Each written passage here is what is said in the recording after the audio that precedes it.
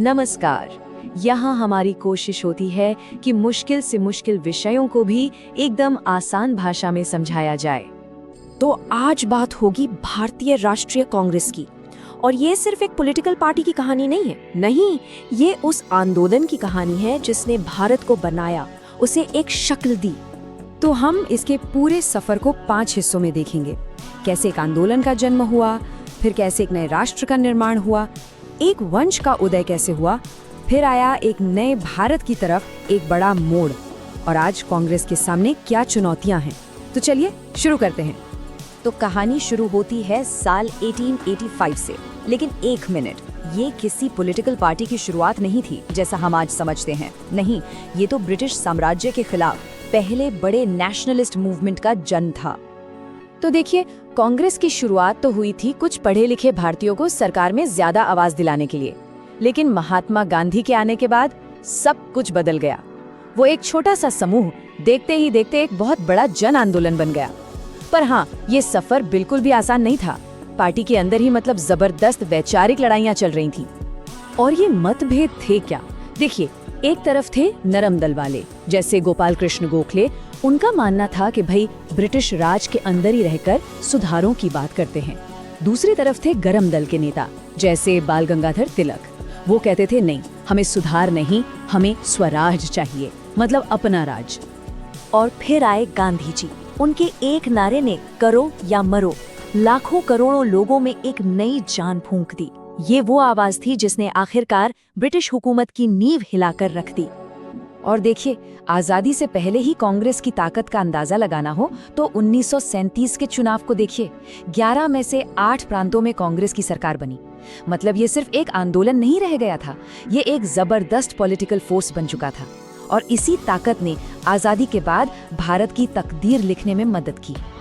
तो 1947 में देश आजाद हो गया, लेकिन कांग्रेस के लिए असली चुनौती तो अब शुरू हुई थी। अब वो सड़क पर लड़ने वाला आंदोलन नहीं थी, वो अब सरकार थी। और काम क्या था? एक बिखरे हुए देश को जोड़कर एक राष्ट्र बनाना। भारत के पहले प्रधानमंत्री जवाहरलाल नेहरू के नेतृत्व में कांग्रेस ने नए भारत की नींव रखी। विजन एकदम साफ था। अर्थव्यवस्था में सरकार का बड़ा रोल होगा, देश धर्मनिरपेक्ष यानी सेक्युलर बनेगा, और दुनिया की पॉलिटिक्स में हम किसी भी कैंप का हिस्सा नहीं बनेंगे। और यही नीतियां मतलब दशकों तक भारत की पहचान बनी रहीं। और इसी सरकारी कंट्रोल वाली अर्थव्यवस्था का एक नतीजा था लाइसेंस राज। मतलब कुछ भी बिजनेस करना हो तो लाइसेंस, परमिट और न जाने क्या क्या। उस वक्त तो ये जरूरी लगा, लेकिन बाद में यही सिस्टम देश के लिए एक बड़ी चुनौती बन गया। नेहरू के बाद कांग्रेस एक नए दौर में दाखिल हुई। एक ऐसा दौर जो बहुत ही उथल पुथल भरा था। इसमें ताकतवर लीडरशिप भी थी, पार्टी के अंदर टूट फूट भी थी और विवाद भी थे। और इस दौर का चेहरा थी इंदिरा गांधी, नेहरू की बेटी। उनके आने से पावर एक जगह सिमटने लगी। हाँ, उन्होंने पार्टी को अपने तरीके से मजबूत तो किया, लेकिन उनके काम करने के तरीके ने ही पार्टी के अंदर पहली बड़ी दरारें डालनी शुरू कर दी। और इस अंदरूनी खींचतान को समझने का सबसे अच्छा तरीका है पार्टी के बदलते चुनाव चिन्हों को देखना। पहले थे जुए में जुते बैल, फिर गाय और बछड़ा, और आखिर में आया हाथ। हर नया निशान एक नई कांग्रेस के बनने की कहानी कहता है। और फिर आया वो दौर जिसे इमरजेंसी कहते हैं, 1975 से 77 तक। 19 महीने जब सारे चुनाव रोक दिए गए, लोगों के अधिकार छीन लिए गए। ये भारत के लोकतंत्र पर एक बहुत बड़ा धब्बा माना जाता है। और इसी का नतीजा था कि 1977 में कांग्रेस पहली बार कोई बड़ा चुनाव हारी। लेकिन देखिए, राजनीति कैसे पलटती है।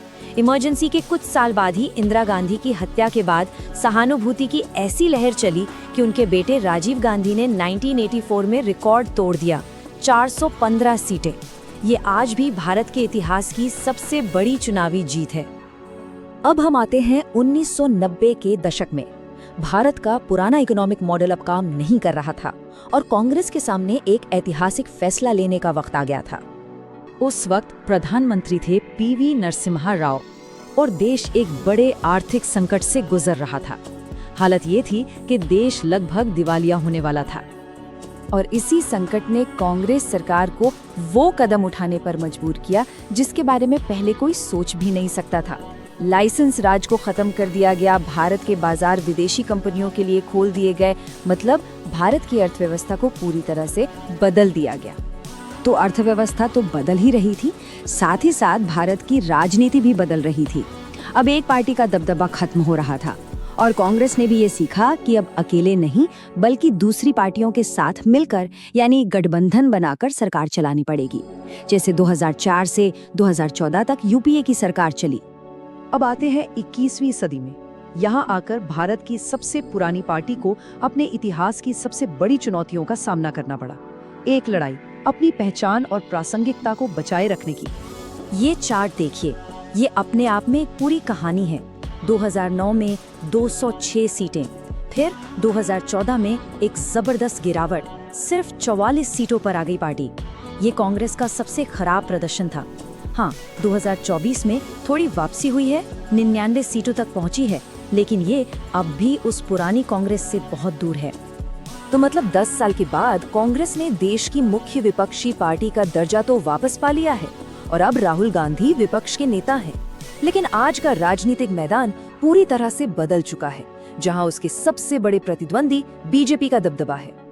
तो 140 साल का सफर, क्रांति, देश बनाना, सत्ता और फिर उथल-पुथल, इन सब के बाद आज ये सवाल खड़ा होता है कि भारतीय राष्ट्रीय कांग्रेस का अगला अध्याय क्या होगा?